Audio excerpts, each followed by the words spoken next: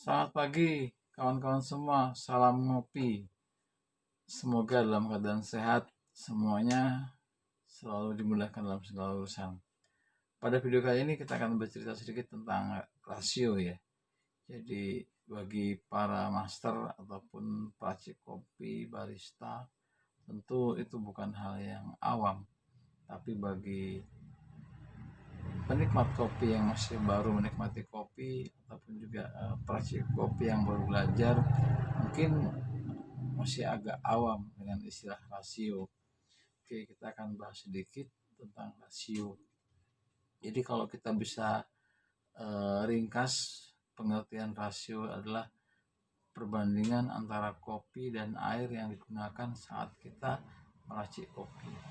Jadi misalkan teman-teman meracik kopi dengan perbandingan 1:10 atau rasio 1:10, berarti dalam 10 gram kopi itu dicampur dengan 100 gram air, seperti itu. Nah, rasio ini apa fungsinya?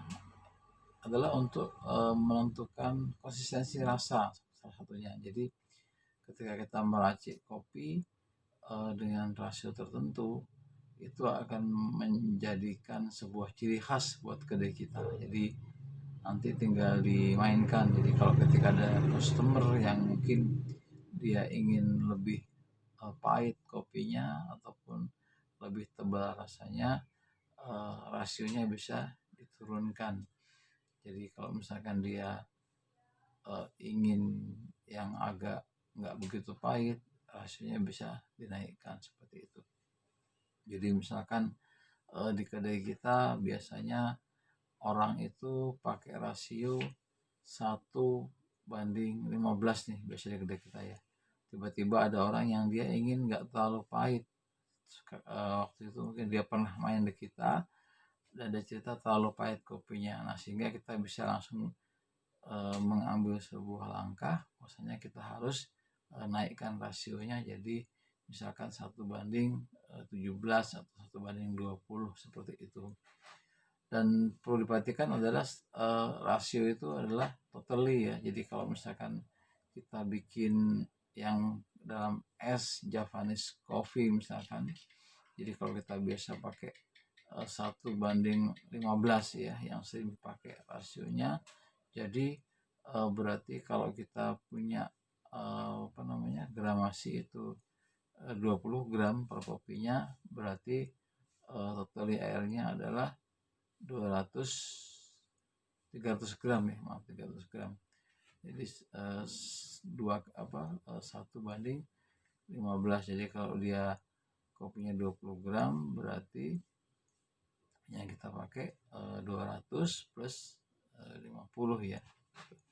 Sorry, plus 100 ya. Jadi 300 gram untuk airnya, sehingga kita bisa pertimbangkan lagi dari 300 itu es batunya mau kita kasih berapa. Misalkan separuh-separuh, berarti 150 gram es batu, nanti si airnya itu berat 150 gram, sehingga rasio yang kita buat dari 20 gram kopi itu menghasilkan 300 gram air kopi ya, seperti itu.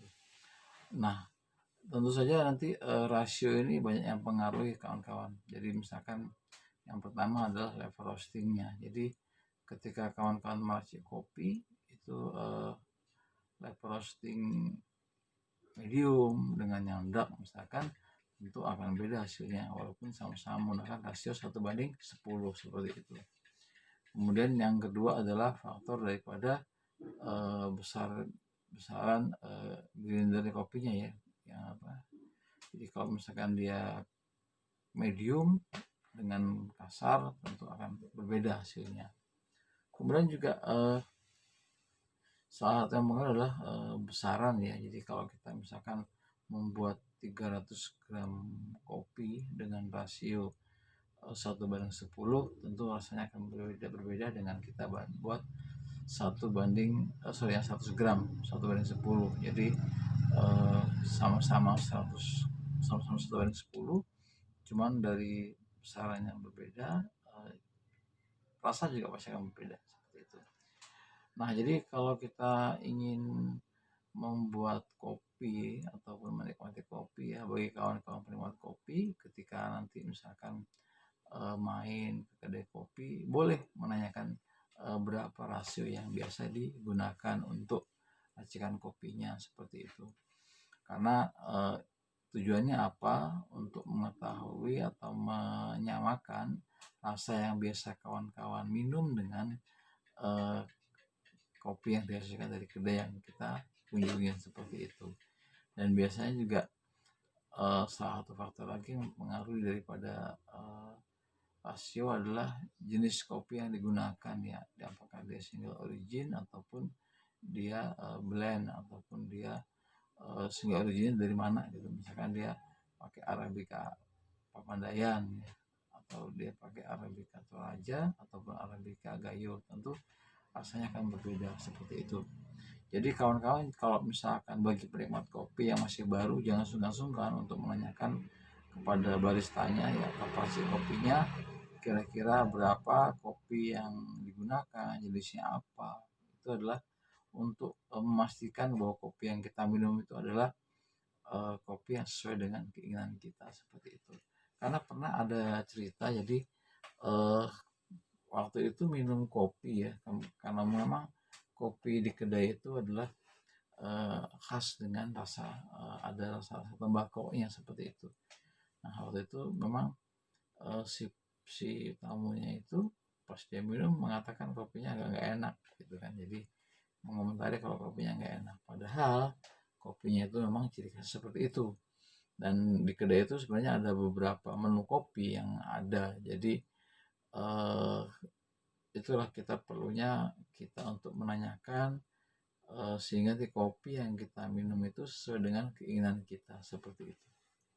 Nah, kemudian pertanyaannya, berapa rasio kopi yang terbaik, seperti itu kan, berapa rasio kopi yang paling enak. Jadi, nah, tidak ada rumusan untuk yang paling enak berapa, karena tiap kedai pasti punya kunci masing-masing, punya rumusan masing-masing.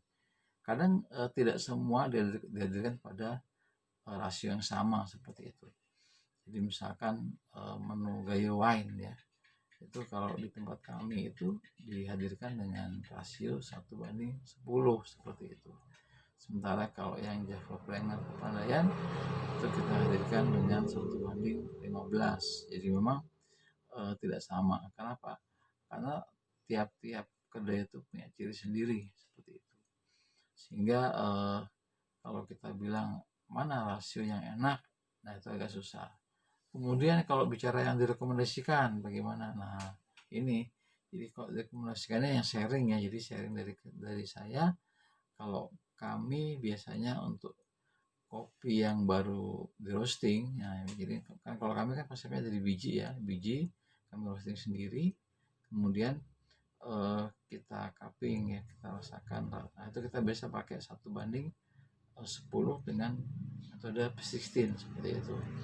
Nah, kenapa kami pakai 1:10? Karena memang itu yang kami anggap ideal. Nah, terus kenapa kalau tiap habis di roasting, di cupping, kemudian begitu kan bisa aja cukup sekali. Nah, karena kami hanya ingin memastikan bahwa kopi yang kami roasting itu adalah sesuai dengan racikan yang biasa kita pakai, seperti itu. Jadi karena kalau misalkan kopinya misalkan kurang begitu roastingnya kurang begitu gelap misalkan ya, jadi masih medium dark tapi masih lebih ke medium ya, nah itu kan akan berbeda, sehingga butuh modifikasi di gramasi.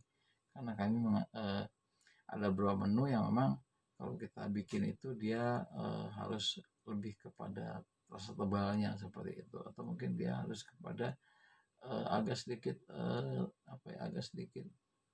lembut lah rasanya, seperti itu, sehingga kita melakukan itu. Jadi setiap kita habis roasting kita coba, dan kita juga menggunakan manual roasting ya, jadi memang kita tidak udah hampir sekitar 4 bulan kita menggunakan kopi yang kita roasting sendiri dengan tradisional, sehingga kita tetap ingin mencoba menghadirkan kopi yang rasanya bisa stabil seperti itu.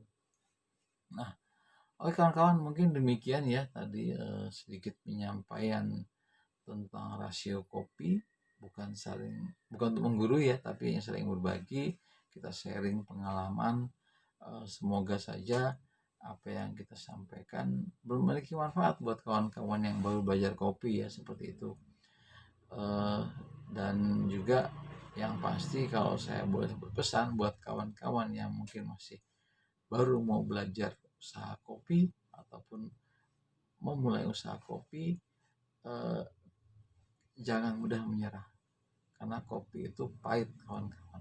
Jadi kalau kita bisnis kopi berpikir langsung untung, nah itu pasti akan berat. Karena apa? Butuh proses kawan-kawan. Bagaimana prosesnya ya kita akan cerita di video yang lain ya, seperti itu. Karena kita pada video ini kita hanya lebih cerita kepada tentang rasio kopi seperti itu. Kalau kawan-kawan punya pertanyaan boleh dikirimkan melalui email ya ke gerobakkopi.sugeng@gmail.com, atau juga teman-teman boleh kirim WA ya ke 0895 0927 8765 seperti itu. Jadi silahkan, nanti ada yang pengen nanya ya kita bisa sharing teman-teman. Jadi karena emang kalau di dunia peracik kopi itu komunikasi itu adalah dalam bentuk sharing ya, jadi bukan menggurui. Karena dalam dunia kopi nggak ada yang ahli, yang ada adalah orang itu tahu lebih awal, mencoba lebih awal, dan kopi terus berkembang kawan-kawan. Jadi bagi yang baru di dunia kopi, yuk kita siapkan energi kita, mental kita, jangan mudah menyerah seperti itu. Bagi peracik kopi ataupun barista, terus berinovasi, jangan hanya sebagai karyawan yang kerja di coffee shop. Boleh bangga kerja di coffee shop yang besar, tapi akan lebih membanggakan kalau kawan-kawan bisa memiliki sebuah usaha kopi sendiri walaupun hanya dalam bentuk gerobak seperti itu.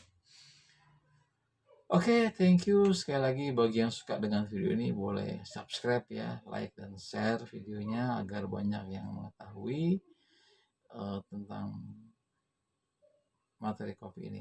Sekali lagi mohon maaf. Wabillahi taufiq wal hidayah. Wassalamualaikum warahmatullahi wabarakatuh.